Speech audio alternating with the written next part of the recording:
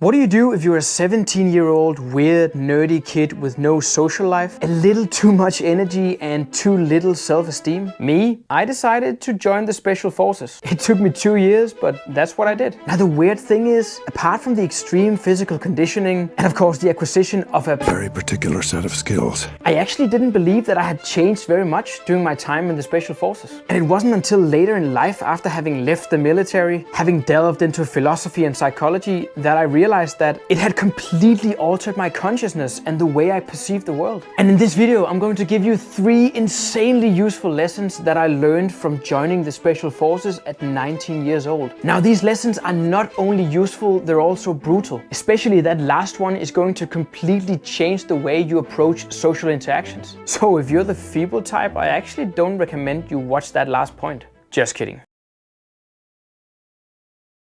Let me ask you a question. Can you solve a Rubik's Cube? No? What if I gave you some incentive? What if I put a gun to your head and told you that if you don't solve this Rubik's Cube within the next 5 minutes, I'll shoot you in the head? Would you then be able to solve it? Of course not. But imagine that scenario and then you'll have some sense of what I went through during my years in the Special Forces. And if you've ever tried to assemble a gun while being gassed with tear gas, dehydrated and in a hypothermic state after having been immersed in ice water for 30 minutes, or try to jump into the sea from a helicopter doing 17.2 miles per hour from a height of 39 feet without hurting yourself, you will know what I'm talking about. But let me tell you something that you're probably not gonna hear very often. No matter how crazy it might sound, there's no real difference between any of the things I just told you and what you experience every day in your own life. Wherever you are in your life, you're going to go through more or less the same scenario. There's a task that needs to be done, the result needs to be satisfying, and it usually needs to be done within a limited time frame. And the only real difference is that in the Special Forces, the task is often pretty dangerous, the time frame is often significantly smaller, and of course the consequences if you screw up are horrific. But the fact remains that all of our lives are essentially made up of the same components, and therefore the lesson that I'm about to share can be projected onto any aspect of your life. And the thing is, contrary to what you might think, no matter what everybody else is telling you, you have to slow down. You are told constantly that the secret to your future happiness, to your future success, to gain any value as a human being is to work hard so that you might prove useful to someone else. We're also constantly told that we should try to reach our full potential and that the only way to do that is to do more stuff. In other words, that our worth as human beings is proportional to the quantity of things we fill our days with. Look around you. Everyone is running faster and faster, and we are wondering why more and more people are getting stress, anxiety, depression. Everyone is constantly telling us to do more things. Every day we're being fed with new ideals that we should work our asses off to live up to. That whatever your daily to-do list looks like now, it should be longer. I'm telling you the exact opposite. In an interview with the New York Times in 2008, Warren Buffett, when trying to explain his strategy for buying and selling stocks, said the words, "Be fearful when others are greedy and be greedy when others are fearful." What Buffett meant was, do your own thinking, rely on your own judgment. Don't be discouraged or encouraged by the ramblings of the idiots around you. But how in the world would you ever be able to do that? How could you ever release yourself from the emotions of the crowd if you never dare to step out of the crowd? How can you escape the short-term way of thinking if you never free up enough mental capacity to understand what you're doing in relation to where you want to go? The truth is, if you're moving at the same pace as everybody else, then you're only going to be able to see more or less what everybody else is seeing. The only way you can change that, the only way you can start thinking clearly, long-term and forming your own opinion, is by moving through the world at a different pace than everyone else. Now, here is what you should do. Look at your current to-do list. Cut away half of the non-essential items on that list. You don't need to do more, you need to do less, and you need to spend more time doing each thing. And this will be really hard for you to do. You're going to be hit by FOMO instantly. You're going to feel like your worth as a human being is decreased more and more as you cut away more and more items from your to-do list. You're going to be afraid that you'll fall behind everyone else. But I promise you, that's not going to happen. Instead, slowing down will have 2 consequences. Number 1, you'll start developing real skill. In other words, you will become genuinely good at the things you do. Something which most people cannot really say about anything. Something that I often say, but something that often provokes people, is that most people are not good at anything. Everyone has a talent, sure, but it needs practice to develop. And 10,000 hours of practice is not even enough. You need 10,000 hours of focused practice to become really good at something. The problem is that when you are constantly thinking about that next thing on your to-do list, it becomes completely impossible to dedicate enough focus to what you're doing right now. And that means that everything you are currently doing doing in your life will have a suboptimal result. Regardless of whether we're talking about work, your hobbies, efforts to improve your relationship, all of that will instantly start improving once you start slowing down. Okay, and the number 2 thing that will happen is that you will release enough energy and mental resources to start considering if the things you're doing are actually worth doing. Does it actually make sense? Not because someone else told you it made sense, but because you think it makes sense. Remember, as long as you're chasing the next dollar, as long as you're running fast, struggling to keep up with the ideals that other people have given you, you don't have the mental capacity to consider whether you actually give a shit about those ideals. Remember the crazy question I asked you earlier? If I put a gun to your head and gave you a limited time frame to solve it, would that increase your chances of solving it? Of course not. Adding more stress to your life, increasing the pace at which you live your life or try to solve your tasks, only blurs your mind, removes your focus. That cube is your life. It's complex. The more shit you put into your life, the more difficult it becomes to solve the cube. The man putting a gun to your head is yourself. You decide how you're going to respond to the demands of everyone else, whether you want to subscribe to the bullshit ideals of your Instagram feed. And just like I learned because I was educated in an environment where you cannot afford to fuck up, if you have to solve a really complex task, like a Rubik's Cube, like a dangerous and stressful military operation, or problems in your relationship, you can really only do it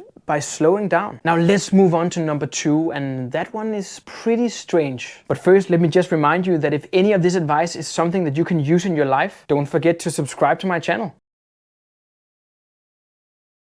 Let me tell you about the craziest motherfucker I have ever met. Let's just, for the sake of the story, call him Dave. Now, Dave was a complete freak of nature. 6.8 feet tall, built like a linebacker, extremely strong. This guy could run like 2.5 miles in 12 minutes, could hold his breath for 5 minutes, just like that. I once had to wrestle the guy and it felt like wrestling a fucking silverback gorilla. Now, the first day of training, the moment I saw this guy, I knew I didn't stand a chance. For every second I would watch this guy, my self-confidence would evaporate. Sometimes when we ran, the instructor would put him in front to set the pace. Of course, some of the fast guys could follow, but me, I would be fighting for my life down in the back, every part of my body in complete agony, puking every 50 meters or so. Now, shit like this would go on for days, and it felt like this guy was my nemesis. And then suddenly, the guy was gone. 7-8 weeks into training, he had given up. I couldn't believe my own eyes when I reported for training Monday morning, and that monster of a man had quit, and I was still standing there. And the funny thing is, this happened over and over again. That some guy superior to me in every way would suddenly quit out of nowhere while I would stay. Now, the thing you need to understand about me is that I never expected to make it anyway. From day one, I knew I didn't stand a chance. I came right out of high school. Sure, I had a couple of years of serious training behind me, but no military experience, no technical skills. I had grown up in a peaceful academic home and by no means cut out to be a soldier. And so from the moment I entered, I knew my days were numbered. Every day they didn't throw me out was a freaking miracle. But all of these other guys, superior beings, physical freaks of nature, they all had one thing in common. They were used to being superior. They were used to winning. Many of these guys had excelled in every physical discipline they had come across since they were 4 years old. And so when you get used to success, being a winner becomes a part of your identity. Now, the problem is that no matter how impressive you are, there's always going to be something that you cannot do or something that you are not. There's always going to be some story that you're telling yourself that is not true. And that thing, that weakness, was exactly what the instructors were looking for every single day. And when they found that weakness, they would expose us to them. If you thought you were a good runner, they would give you a running test so tough that you would end up feeling like you had barely learned to walk. If you thought you were good at swimming, they would put you in an environment so harsh that it would feel like you were back in the pool taking your first swimming lesson ever, and so on and so forth. In other words, they would constantly try to break your identity. And then the real question becomes, how are you going to handle things when you are suddenly confronted with something that threatens your self-image? If you have been used to winning all of your life, suddenly being pressured beyond your limits to the point where you start feeling like a loser, that's extremely threatening to your sense of identity. And if you've seen my video on cognitive dissonance, you will know that having your self-image threatened is one of the most psychologically painful and scary experiences that any human can come across. And the reaction of most people is to run away. You want to know how you can break even the toughest of men? Just confront them with the fact that they are not what they think they are. Now that can mess you up. Interestingly enough, this is not very different from what social media does to us every single day. First, you're being exposed to geniuses and experts from all over the planet, which over time convinces you that the only way to ever be worth anything as a human being is by being a black belt in 11 different martial arts, having broken 50 world records, having a PhD, being a self-made millionaire, and being the perfect family person, all at the same time. Then after having been brainwashed with this completely unattainable ideal, the very same social media reminds you on a daily basis that you are not any of these things. If having your self-image threatened can break a soon-to-be Special Forces operative, then we should not be surprised that that kind of pressure can break the spirit of an emotionally vulnerable teenager. Now, having been pretty small and weak for most of my life, I was used to bigger guys walking all over me. Therefore, you might say that I already pretty much identified with being a loser,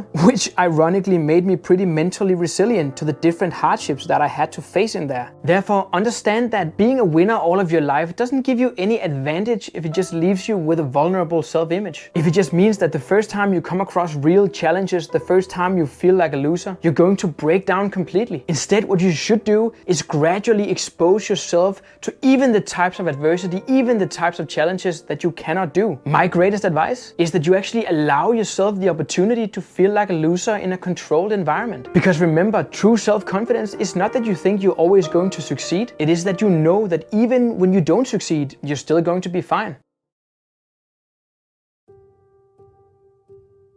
Now let me tell you the story of another guy I met in the Special Forces whose fate became a pretty uncomfortable one. Let's call him Jim. Now Jim decides during a briefing by one of the instructors to reach over and whisper a question to the guy sitting next to him. Maybe there was something he overheard, maybe there was something he was confused about, I don't know. Now the instructor doesn't like this. So he walks over to Jim and he front kicks Jim right in the chest so he falls off his chair and onto the floor. Now the thing is, of course, Jim should not have said anything. And he knew this. Asking questions and debating issues was not a large part of our lives there. But the problem is that no matter where you come from in modern day society, you will have been very exposed to the idea that asking a question is perfectly okay. You will have been told countless times that there are no stupid questions. Jim would have been told countless times, just ask your question, Jim, just speak your opinion. I'm sure everyone wants to hear it. Now the thing is that once you step into the real world where real fuck-ups have real consequences, and the Special Forces is definitely an example of such a world, you start realizing that was never true. And what you're going to experience is that people actually don't want to hear your questions. And they don't give a shit about your opinion. Especially if your question or your opinion poses any challenge to them. The interesting thing is that I originally thought that this was a military thing. But once I left the forces and stepped back into civilian life, I quickly learned that no, it's like that everywhere. Now from the perspective of the individual, there are three types of people that you're going to meet in your life. First, there is the majority of people who don't care about you. They don't wish you any good, they don't wish you harm, they don't care about your questions or your opinions, unless these threaten to have an impact on the lives of these people. Then there is a small minority of people who wish you harm, usually referred to as enemies. Maybe these are the people who are provoked by the given question or the opinion you just chose to speak out loud. And then there is an even smaller minority of people who actually wish you well. These are the people who, even if you express an opinion that they don't agree with or ask a question that provokes them, they still stick around. Congratulations, you just found a friend. But as I said,